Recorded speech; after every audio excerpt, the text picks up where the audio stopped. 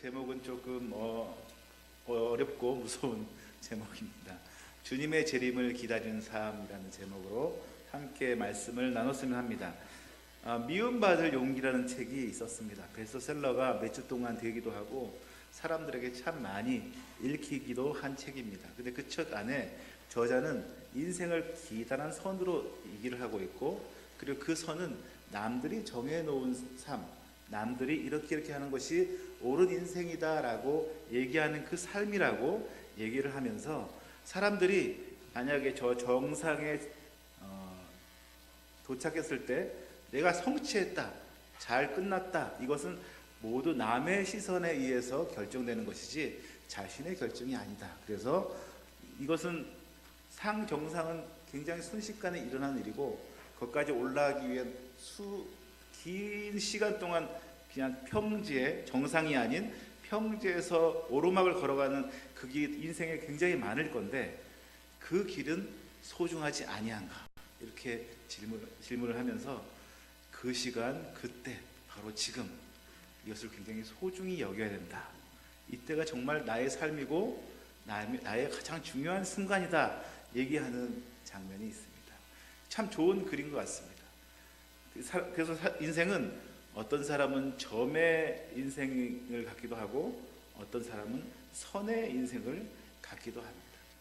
점들이 모여서 선이 되지만 점이 선이 되지 않고 제자리에 머무르고 있는 사람들도 있습니다. 이것이 바로 점의 인생입니다. 목표를 가지고 그곳을 향해서 나아가는 사람들은 아무리 적게 보일지라도 조금이라도 움직이고 있기 때문에 그것은 점의 인생이 아니라 선의 인생이라고 할 수가 있습니다. 그래서 저자는 지금 여기에 집중하라고 말하고 있습니다. 저는 이 글을 보면서 참 좋은 글이지만 이 저자는 사람을 너무 훌륭한 존재로 인식하고 있는 것 같다, 이런 생각이 들었습니다.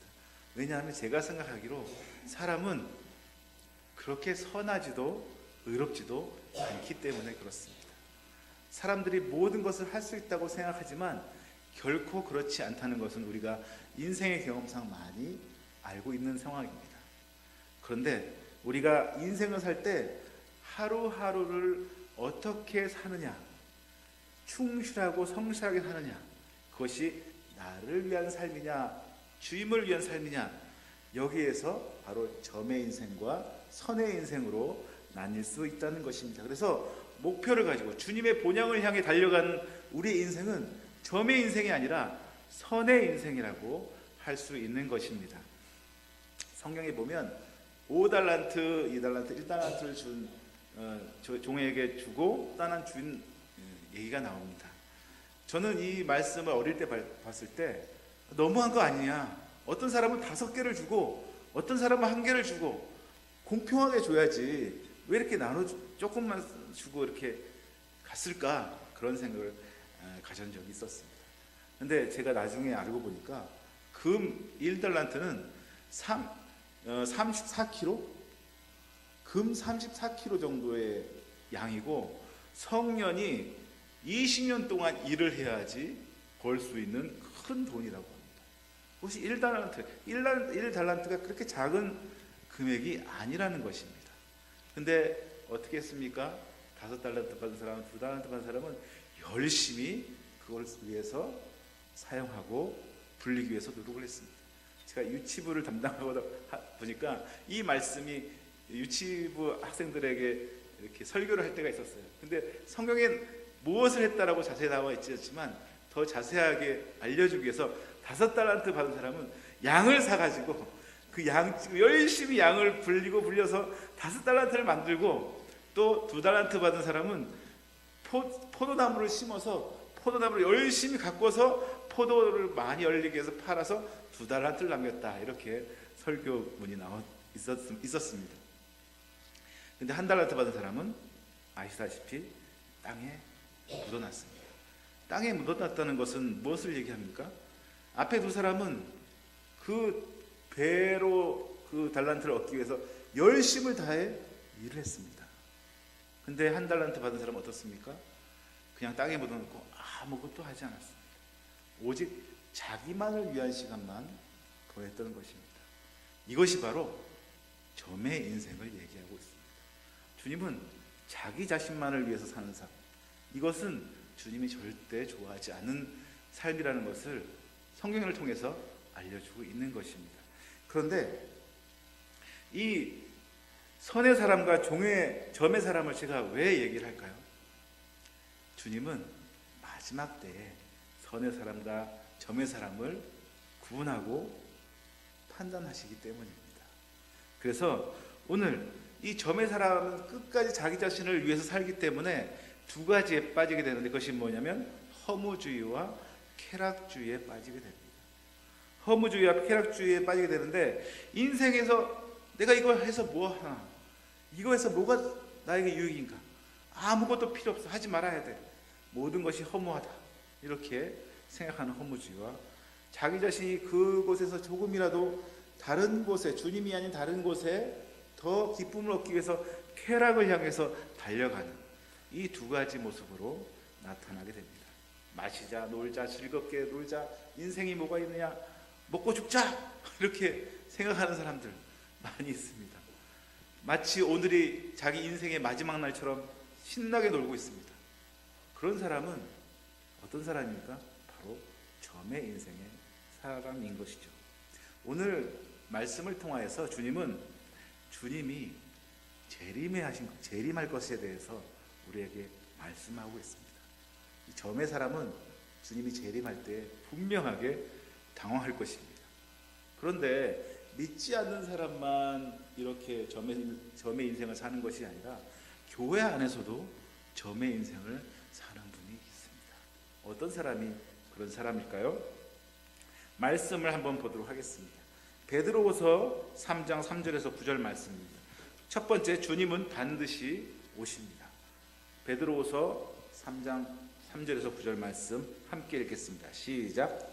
먼저 이것을 알지니 말세에 조롱하는 자들이 와서 자기의 정욕을 따라 행하며 조롱하여 이르되 주께서 강림하신다는 약속이 어디 있느냐, 조상들이 잔후로부터 만물이 처음 창조될 때와 같이 그냥 있다 하니, 이는 하늘이 옛적부터 있는 것과 땅이 물에서 나와 물로 성립된 것도 하나님의 말씀으로 된 것을 그들이 일부러 잊으려 함이로다. 이로 말미암아 그때 세상은 물이 넘침으로 멸망하였을 때 이제 하늘과 땅은 그 동일한 말씀으로 불사르기 위하여 구하신 바 되어 경건하지 아니한 사람들의 심판과 멸망의 날까지 보존하여 두신 것이니라. 사랑하는 자들아, 주께는 하루가 천년 같고 천년이 하루 같다는 이 한 가지를 잊지 말라.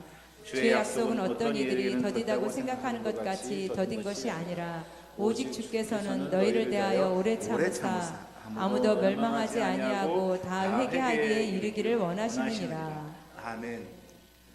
제가 노란색으로 읽어 써놓은 부분을 다시 한번 읽도록 하겠습니다. 시작. 아무도 멸망하지 아니하고 다 회개하기에 이르기를 원하노라. 오래 참으사 아무도 멸망하지 않고 다 회개하기 위해서 주님은 늦게 재림하시는 것입니다. 특별히 이 시대는 금방 오신다고 예수님이 재림할 거라고 믿는 사람들도 있었습니다. 왜냐하면 사도 바울이 그렇게 복음을 전했기 때문에 그렇습니다. 그래서 데살로니가 전서에서 보면 사람들에게 데살로니가에서 주님은 재림하실 것입니다, 우리가 준비해야 됩니다, 많은 사람들에게 복음을 전했는데 이 사람들의 문제가 생겼어요. 어떤 문제가 생기냐면 주님이 금방 오시니까 일을 하지 말아야 되겠다, 모든 직장을 정리해야 되겠다, 그리고 모든 나의 소유를 다 팔고 이제 좀 있으면 세상이 멸망하니까 주님이 오시니까 이제 아무것도 필요 없다, 이렇게 사람들이 여겼습니다. 어떻게 됐을까요? 힘든 삶을 살았겠지요. 데살로니가 후서 3장 10절에 보면 사도 바울은 이런 사람들을 향해서 얘기하고 있습니다. 일하지도 않는 자는 먹지도 말라. 왜 이 말씀이 나왔냐면 사람들은 금방 주님이 재림할 거기 때문에 일을 하지 않았어요. 금방 재림할 건데 못하러 일을 하냐고 사람들이 얘기를 했습니다. 바울 서신이 사복음서보다 빨리 쓰여졌습니다. 그것은 왜일까요?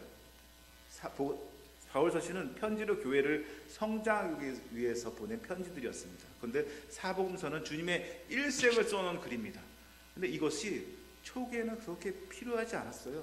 왜냐하면 제자들이 이미 살아있거든요. 아직도. 베드로, 너 예수님 3번 부인했지? 그때 한번 얘기해봐. 적나라하게 얘기해봐. 네 생각을 얘기해봐. 이렇게 저자특강으로 예수님 배반한 얘기를 들을 수가 있었어요. 그런데 그렇게 당시에 살아있던 제자들이 한 명씩 두 명씩 하늘나라로 가버리고 더 이상 예수님 대해서 해줄 사람들이 적어지자 사람들 그때부터 사복음서를 적기 시작했습니다. 왜 사복음서가 늦게 적혀졌냐면 예수님이 금방 오시기 때문에 뭐하러 예수님 말씀 우리가 다 알고 있는데 적을 필요 있겠느냐 하는 이유가 한 가지 있었습니다. 근데 그렇게 예수님은 금방 오지 않으셨죠. 금방 오신다고 하셨던 그 예수님이 아직까지 2000년이 지났는데도 오지 않으셨습니다. 그래서 그 당시에도 사람들이 특별히 주님을 배반하고 멀리 간 사람들이 비난하고 조롱했습니다. 주님이 금방 오신다고 해놓고 왜 안 오냐 하면서 사람들이 시험에 들도록 말을 하기 시작했습니다. 주님이 오신다는 약속이 취소된 것일까요? 그렇지 않습니다. 주님은 반드시 오십니다. 반드시 오시는데 그 재림이 늦어지는 이유는 바로 한 사람, 바로 내가 주님을 믿게 하기 위해서, 내가 구원받기 위해서, 내가 주님의 자녀가 되기 위해서 주님이 기다려주신 것입니다.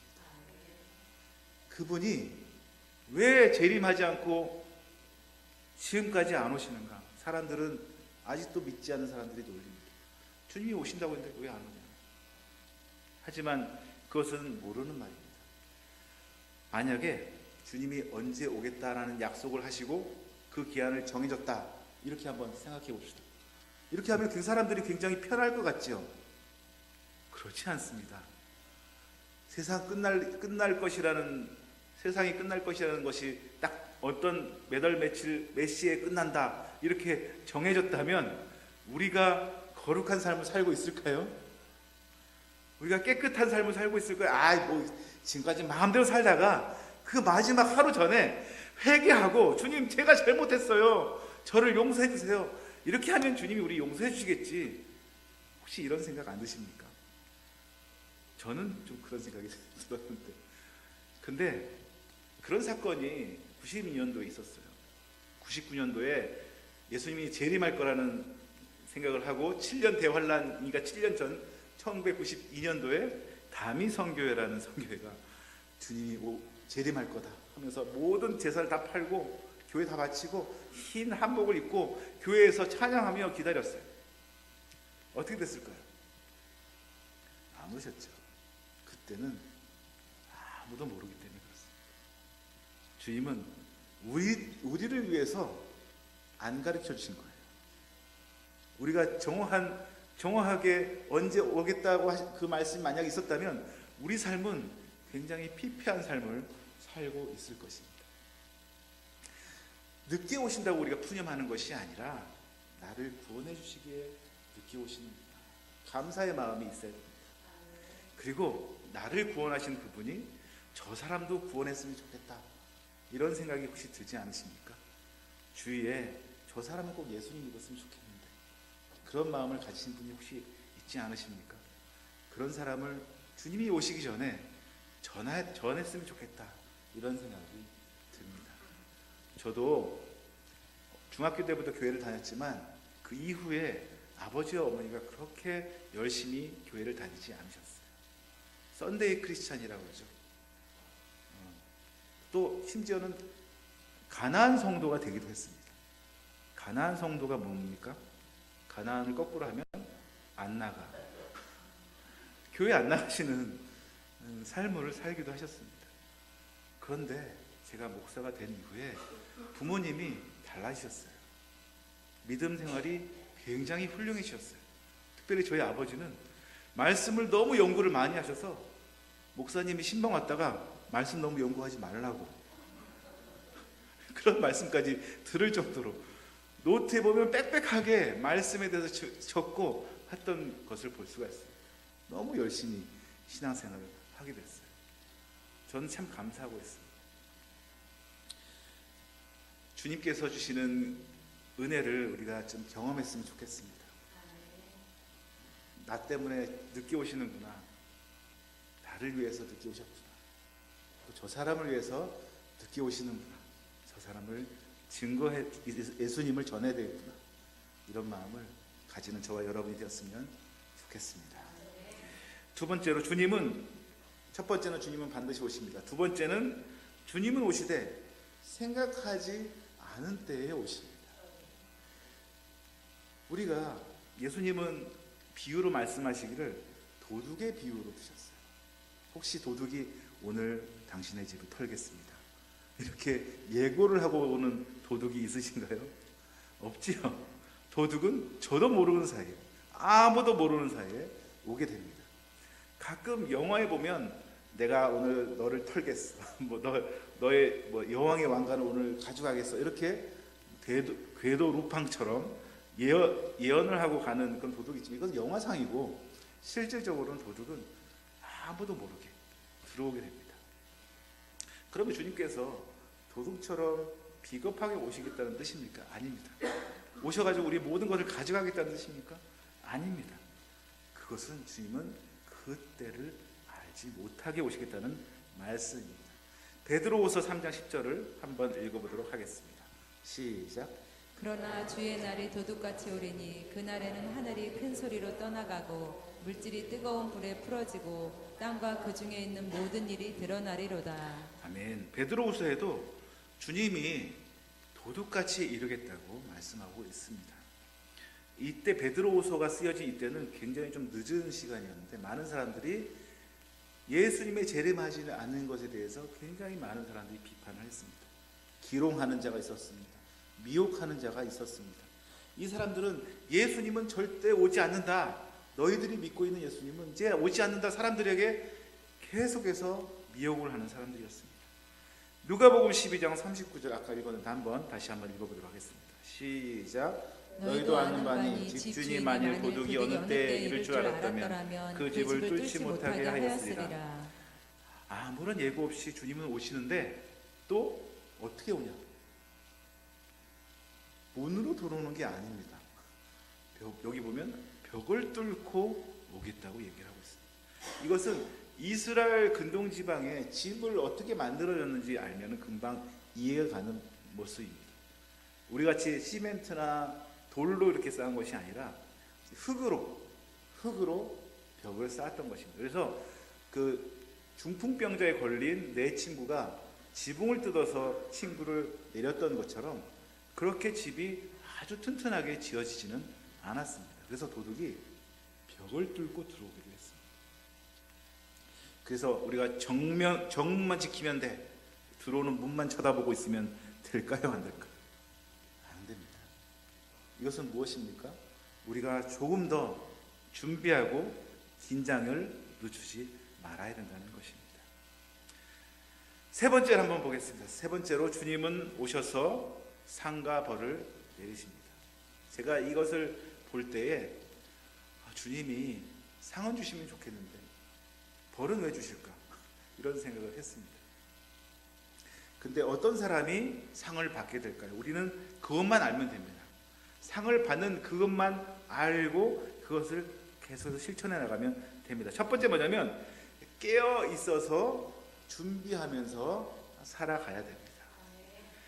35절 한번 말씀을 한번 읽어보도록 하겠습니다. 35절에서 38절까지 시작. 허리에 띠를 띠고 등불을 켜고 서 있으라. 너희는 마치 그 주인이 혼인집에 들어와 문을 두드리면 곧 열어주려고 기다리는 사람과 같이 되라. 주인이 와서 깨어 있는 것을 보면 그 종은 복이 있으리로다. 내가 진실로 너희에게 이르노니 주인이 띠를 띠고 그 종을 자리에 앉히고 나와 수종드리라. 주인이 혹 이경이나 혹 삼경에 이르러서도 종들이 그와 같이 하고 있는 것을 보면 그 종들은 복이 있으리로다. 예수님은요, 이 말씀을 그 당시에 이스라엘의 혼인 잔치에 비유를 해서 말씀하고 계십니다. 이스라엘의 혼인 잔치는요, 아는 사람, 친척들만 모이는 어떻게 보면 축제였습니다. 3일에서 7일 정도 이 결혼식이 진행되는데 이 주인은 언제 올지 모릅니다. 그래서 각 종들은 허리에 띠를 띠고 준비하는 마음으로 그 주인을 기다리고 있어야 된다는 것입니다. 우리가 지혜로운 다섯 처녀, 지혜롭지 못한 다섯 처녀, 이 말씀도 아시죠? 동일한 얘기입니다. 주인이 언제 올지 모르기 때문에 어떻게든 준비하고 있어야 된다는 것입니다. 그런데 이 준비하고 깨어있는 사람만이 어떤 사람이냐? 바로 복을 받는 사람이다라는 것입니다. 요한일서 3장 1절에 3절을 다시 한번 읽어보도록 하겠습니다. 요한일서 3장 1절에 3절입니다. 시작. 보라, 아버지께서 어떤 사랑을 우리에게 베푸사 하나님의 자녀라 일컬음을 받게 하시는가. 우리가 그러하도다. 그러므로 세상이 우리를 알지 못함은 그를 알지 못함이라. 사랑하는 자들아, 우리가 지금은 하나님의 자녀라. 장래에 어떻게 될지는 아직 나타나지 아니하였으나 그가 나타나시면 우리가 그와 같을 줄을 아는 것은 그의 참모습 그대로 볼 것이기 때문이니 주를 향하여 이 소망을 가진 자마다 그의 깨끗하신 것 같이 자기를 깨끗하게 하느니라. 여기서 항상 깨어있는 삶, 이게 어떤 삶을 얘기하냐면 바로 내면의 삶이 깨끗한 삶. 주님이 깨끗하듯이 나도 깨끗한 삶을 살아가는 삶이 바로 깨어있는 삶이라고 할 수 있습니다. 주님의 재림을 기다리는 사람은 내면이 깨끗한 사람이라고 볼 수가 있는데, 그러면 내면이 깨끗한 삶, 반대로 내면이 더럽힌 사람은 어떤 사람일까요? 어떤 모습이 있을 때 내면이 깨끗하지 못한 사람일까요? 그것은 이기심과 질투와 자기만 사랑하는 그 삶, 그리고 정욕들, 그 성경에는 굉장히 많은 부분들이 이것에 대해서 얘기하고 있습니다. 내면이 깨끗한 삶, 이 삶을 사는 사람들이 바로 주님이 원하시고 주님이 기뻐하시는 삶이라는 것입니다. 그럼 어떻게 하면 우리가 깨끗하게 살 수 있을까요? 내면이 5가지로 제가 말씀드리겠습니다. 말씀 보기, 기도하기, 교제하기, 전도하기, 순종하기. 5가지만 하면 하나님은 우리 삶을 기뻐하십니다.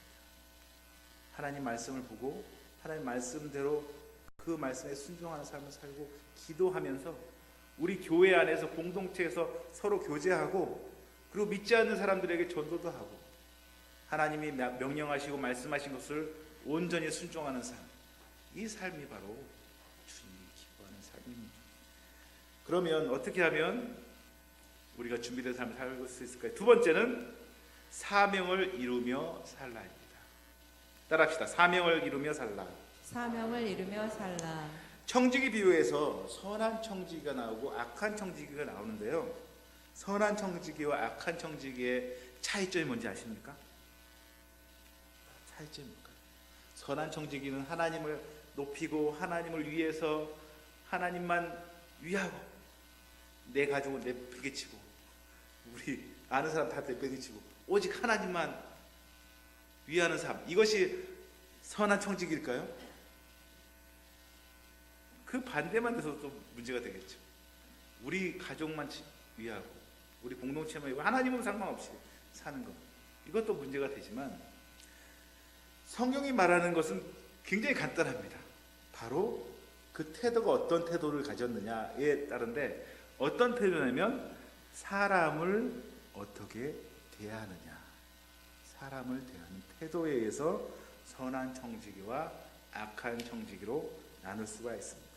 선한 청지기는 주인의 준 권한을 위임받고 그것을 자기 자신만을 위해서 함부로 사용하지 않고 때에 따라 주인의 식솔들을 잘 섬기면서 살아가는 것입니다. 반대로 악한 청지기는 주님이 주신 자원을 자신만을 위해서 사용하고 주위 사람은 괴롭히는 삶입니다. 우리 선배님들은 그런 분 많았어요. 집에서는 굉장히 정말 가족을 힘들게 하는 분이고, 그런데 교회만 오면 굉장히 거룩하게 살고 뭐 그런 분이 굉장히 많았습니다. 사회에서는 굉장히 나쁜 상사인 줄 알았는데 저분이 설마 교회 다닐 줄 몰랐는데 교회 다니고 있었다, 이런 간증을 하는 비그리스도인도 있었습니다. 교회의 삶이 모든 것을 얘기하고 있지 않습니다. 우리가 만나는 사람들이 어떤 사람이냐, 너의 착한 행실을 보고 하나님께 영광을 돌리게 하라. 성경에도 나와 있습니다. 그래서 이 청직이 선한 청직의 삶은 바로 사람을 어떻게 대하느냐, 굉장히 중요한 것입니다.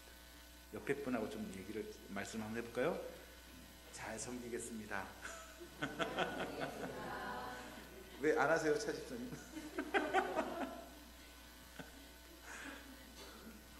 다른 사람 섬기지 마시고 사모님 잘 섬겨야 됩니다. 이것은 하나님 주신 자원들이 있는데요, 시간과 재능과 물질, 이것을 통해서 이것을 세 가지를 나 자신을 위해서 하는 것이 아니라 주위 사람들을 위해서 섬기는 것이 바로 선한 청직입니다. 선한 청직의 우선순위는 바로 사람입니다. 그래서 하나님 사랑하는 건 기본이에요. 기본인데 거기에서 사람을 잘 섬기는 것이 하나님이 기뻐하는 선한 청지기의 삶인 것입니다. 그래서 우리가 선한 청지기로 인정받기 위해 사람을 대하는 태도가 어떻게 변화될 것인지, 예전에는 그렇게 살지 못했는데 그렇게 살아야 되겠다, 혹시 마음을 먹고 계신 분이 계시다면 변화할 수 있습니다. 왜냐하면 주님이 함께 하시기 때문입니다. 주님이 늘 우리를 사랑하시기 때문에 우리가 변화된 삶을 살기 원하십니다. 옛날에 가계 저주를 끊어라는 책이 있었는데 이것은 잘못된 책입니다. 굉장히 잘못된 책인데, 왜냐하면 가계 저주가 가계로 이어내리는 것이 아니라 그것은 예수님의 능력으로 바뀔 수가 있습니다. 예수님의 능력으로 사람이 변화될 수가 있어요. 그 예가 사도 바울이지 않습니까? 예수님 믿는 사람들을 죽였던 그 사람이 예수님을 만나고 인격적으로 완전히 180도 바뀌었습니다. 이건 여담이지만 저희 아버지도 담배를 그렇게 많이 피셨는데 손자를 보기 위해서, 손자를 안아보기 위해서, 손자가 혹시나 담배 냄새를 싫어할까 봐 담배를 단번에 끊으셨더라고요. 깜짝 놀랐습니다. 제가 몇십 년 동안 피워오시던 담배를 그 손자 때문에. 사람은 바뀔 수가 있습니다. 근데 예수님 안에서 바뀔 수가 있어요. 저희 아버지가 저희 아들 손자 때문에 담배를 끊었다고 얘기하시면 실질적으로는 예수님을 잘 믿기 때문에 끊으셨죠. 예수님으로 변화될 수가 있습니다. 그래서 나 자신, 나만을 위해서 사는 것이 아니라 다른 사람을 위해서 사는 삶을 지금부터 한번 살아보도록 결심해 보시기 바랍니다. 굉장히 풍성한 삶을 살 수 있을 것입니다. 늘 깨어 준비하고 살아야 되고 사명을 알고 사는 것이 바로 우리의 삶이 되기를 예수님의 이름으로 축원합니다. 사람은 절대 홀대를 해서는 안 될 것입니다. 선한 성지기처럼 시간과 재능과 물질을 나 자신만 위해서 사는 것이 아니라 주님의 공동체를 위해서, 다른 사람을 위해서 그렇게 함께 사용했으면 좋겠습니다. 말씀을 맺겠습니다. 주님이 반드시 오신다는 것을 기억하십시오. 주님은 반드시 오십니다. 근데 그분이 언제 오실지는 모릅니다. 그렇기 때문에 우리가 깨어서 준비하는 삶을 살아야 됩니다. 그래서 사업하는 사람들은 그러더라고요. 주님이 우리 기업의 주인이시다. 주님이 바로 내일 오실 것처럼 마음가짐을 잘하고, 주님이 100년 뒤에 오실 것처럼 기업을 잘 운영해 나갈 것이다. 이런 삶을 우리가 살아야 됩니다. 주님이 방금 내일 오셔도 떳떳한 삶을 우리가 살아야 되고, 하지만 그 모든 일을 계획함에 있어서 주님 마치 100년 뒤에 오실 것처럼 그 계획을 차근차근 하나하나 밟고 나가야 됩니다. 이 말은 무엇입니까? 점의 사람이 아니라 선의 사람으로 살아야 된다는 의미입니다. 그래서 이제는 우리가 우리 인생을 점의 삶, 점만 점점 커져가는 사람이 아니라 주님의 본향을 향해 달려가는 선의 사람이 되기를 예수님의 이름으로 축원합니다. 함께 따라하겠습니다. 주님은 반드시 다시 오십니다. 주님은 반드시 다시 오십니다. 주님은 오시되 생각하지 않은 때에 오십니다.